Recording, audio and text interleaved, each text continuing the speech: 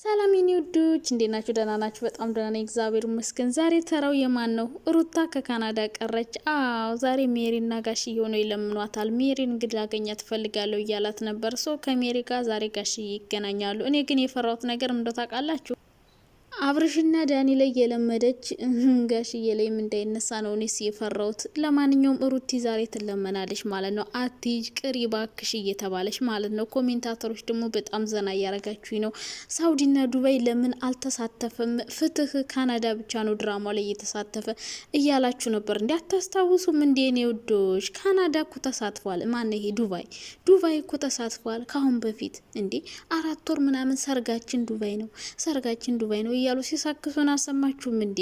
ሳውዲ ባይሆን ለሳውዲ ፍትህ ለሳውዲ በቀጣይ ድራማ ሳውዲ መሳተፍ አለባት። ሳውዲ ቤሩት ምናምን ጀርመን ሁሉም በየጊዜው መሳተፍ አለባቸው እና ዱባይ ተሳትፏል። ዱባይ አልቆ ነው ወደ ካናዳ የዞረችው። ዱባይማ ሰርጋችን ነው እያሉ ሲሳክሱን አልሰማችሁም እንዴ? ከዛ ሲደርስ ተጣላም ብለው መጡ። በጎቹ ሁሉ ቬሎ ምናምን ገዝተው አታስታውሱም እንዴ? ከዛ ቀረባቸው ማለት ነው ሰርጉና ዱባይ ተሳትፏል። ፍትህ ለሳውዲ።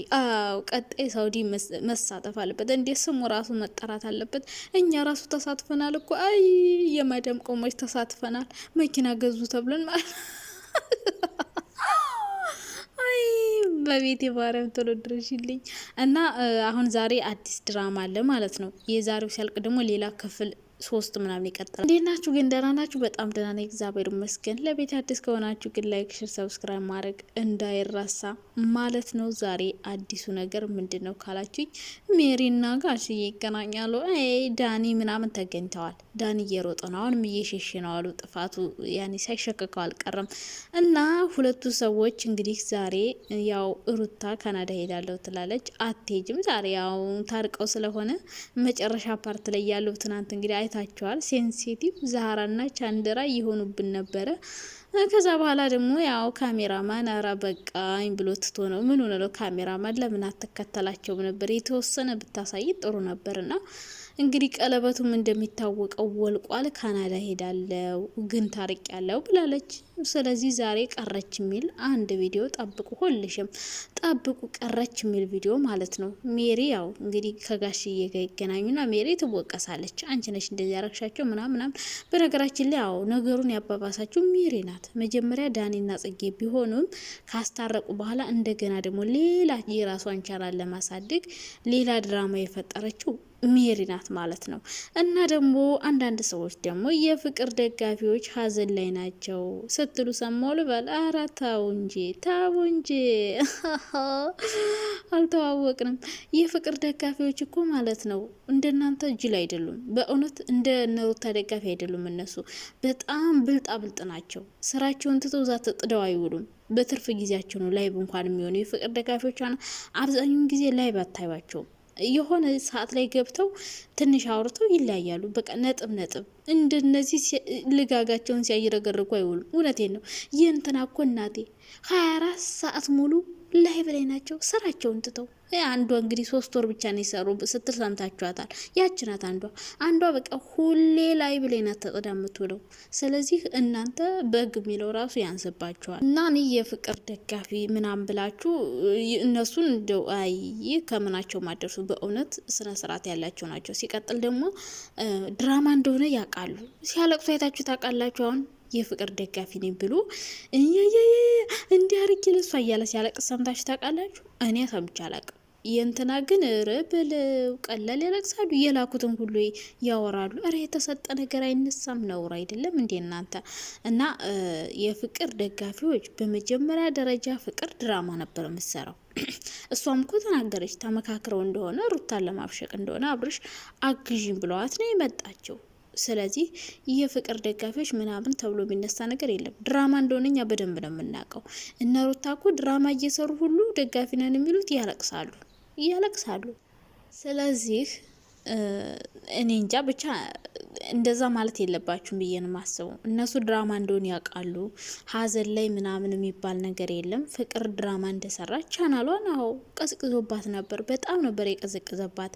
ስለዚህ ከአብሮሽ ጋር ስትመጣ አሁን ቻናሏ ደህና ሆኗል፣ ተነስቷል። ምክንያቱም ስትራክ ስለነበረባት እና እሷ የመጣችው ቻናሏን ለማሳደግ እንጂ አብረሽን ፈልጋ ወይም ትዳር ፈልጋ አይደለም። ባለትዳር እንደሆነ እያለች ሸበላ የሆነ ፍቅረኛ እያላት ምን ሆና ነው ይሄንን ውርጋጥ የምታፈቅረው? በፊት እኮ ፍቅረኛዋ ነበር፣ ስላልፈለገች ነው የተወችው። ስለዚህ ብዙዎቻችሁ እንትን አትበሉ፣ አትሰክሱ ለማለት ፈልጌ ነው። እነሱ ድራማ እንደሆን ያውቃሉ። ሀዘን ምናምን የሚባል ነገር የለም። እንደውም ከዚህ በኋላም ትንሽ ብትቀጥል ድራማ ላይ አሪፍ ነበር። ቻናሏ 200 ሺህ እስከሚገባና ቻናሏን ለማሳደግ ነው የመጣችው። ስራዋን ሰራች፣ የኔ ቆንጆ በሚገባ ክብሯን ጠብቃ በስነ ስርዓት ሄደች። ካላስ ሌላ ምንም ሌላ ተአምር የለም። ልታስታርቃቸውም ነበር እኮ። ማን ነው ታዲያ የሚወደውን ሰው አሳልፎ ለሌላ ሰው ሊሰጥ የሚሞክረው? ታዲያ እንደዚህ ትል ነበር እያለ ያለፈ ነገር የምታነሱት ደግሞ ያው ድራማ ስትሰሩ መምሰል አለባችሁ። መምሰል ሆናችሁ ነው የምትሰሩት። ልክ የሆነ እውነት ያልሆነ ነገር እውነት አስመስላችሁ። ስለዚህ ትወና ላይ ጎበዝ ናት ብዬ ነው የማስበው ፍቅርን። ከዛዎች ፍቅር የራሷ ህይወት ዘና ብላ የምትኖር ማንንም የማትደገፍ ራሷን ችላ የምትኖር ምርጥዬ ሴት ናት። ስለዚህ ፍቅርን ባትነኳት ጥሩ ይመስለኛል። ብዙ ትልልቅ ሰዎች እንኳን ገብተው ነበር፣ እንኳን እሷችን ቦቀቀላዋ ማለት ነው። እንግዲህ ሁለቱ ሰዎች ያው ይታረቃሉ ወይስ ካናዳ ትቀራለች ወይስ ትሄዳለች? ምናየው ይሆናል። ትሄዳለች ብላችሁ ታስባላችሁ? አትሄድም፣ የእውነት አትሄድም። ምንም ጥያቄ የለውም፣ አትሄድም። ዛሬ ያው ትናንት ታረቁ፣ ቀስ በቀስ ስቴፕ ባይ ስቴፕ ነው። ይሳቅ አምልጦት እኮ ከትናንት ወዲያ እኮ እኛ የፈጠርነው ድራማ ነው አለ እኮ። እንዳልሰማችሁትም እንዴና ዛሬ ቀረች የሚል ቪዲዮ ይኖራል። ሜሪና ደግሞ ጋሽዬ ጋር ይገናኛሉ። ሜሪ ወድቃ ይቅርታ ትጠይቃለች። ይቅርታ እኔ ጥፋተኛው ምናምን ብላ እንግዲህ ያው ይቅርታ ትጠይቃለች። ከዛ በኋላ ታረቅም ብለው ነገ ከነገ ወዲያ አብረው ሲመጡላችሁ በጎቹ ለለለለላ ይላሉ። ከዛ በሶስተኛው ቀን ደግሞ ተጣሉ፣ እያለቀሱ ይመጣሉ። እኔ ቀለበታቸውን ስንቴ እንዳወለቁት ባለፈው አውልቃ ለማርክ ሰጣቸው።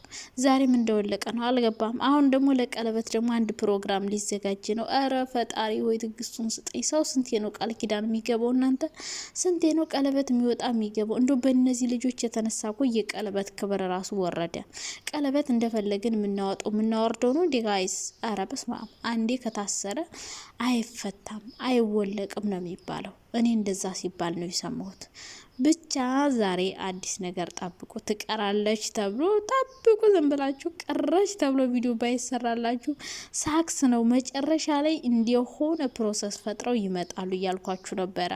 ስለዚህ ካላስ ይሄው ድራማው እንደዚህ ነው። እኛ ምን እንደሚሰሩ በደንብ ነው የምናውቀው። በውሸት እንደሚሰክሱንና እንደሚያላግጡብን እኮ በደንብ ነው የምናውቀው። ብቻ ግን ጎበዝ ናቸው። ሳላደንቃቸው አላልፍም። እኔ በነገራችን ላይ ከነ ጥፋታቸውን ቢሆን ዩቲዩብ እንዴት እንደሚሰራ በደንብ ጠንቅቀው የሚያውቁ ሰዎች ናቸው። አብርሽ በቃ ዩቲዩብ እንዴት እንደሚሰራ በደንብ ያውቃል።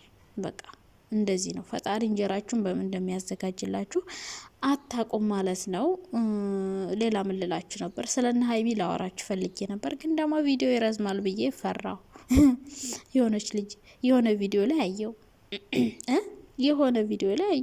ብሩክ ሲመጣ የእንቅልፍ መድኃኒት ሰጥቼን አብሬው ማድር። ኧረ በስመ አብ ወልድ። የመረሽ ነው እንደ አንቺ ሴትዮ። እሱ ምንድነው በግ ነው እንዲያገኘውን ሰው የሚያገኘው? ወንድ ደግሞ የዱባይ ሴቶች የወንድ ጥማት አለባቸው ልታስብሉ ነው። ፈጣሪ ሆይ ትዕግስቱን ስጠኝ። ምን አይነት ወራዳዎች ናቸው? በነገራችን ላይ ዩቲዩበሮች ራሱ ተዋሻላችሁ፣ ያልተጻፈ ነገር ታነባላችሁ። እውነቴን ነው። ሴት እንደዛ አይልም። ስለዚህ ሴቱ ናችሁ የእኛን የሴቶችን ክብር ዝቅ አታስደረጉብን። ሴቶች እንዲያሉ እያላችሁ የሴቶችን ክብር ለምንድን ነው ዝቅ የምታረጉት? ስቶፕድ በጣም ነው ያዘንኩባችሁ። የእንቅልፍ መድኃኒት ሰጥቼ አብረን ማድር አላለችም። በይልሃ የሚምሰትሽ ደግሞ አብረሽ እንዳታሳድሪያት ለይተሽ ስጭው። ወይ ጉድ እኮ ነው እናንተ። እንደው ዘንድሮ እማንሰማው ጉድ የለም እኮ። ለማንኛውም በጣም ነው ወዳችሁ። ባይ ባይ።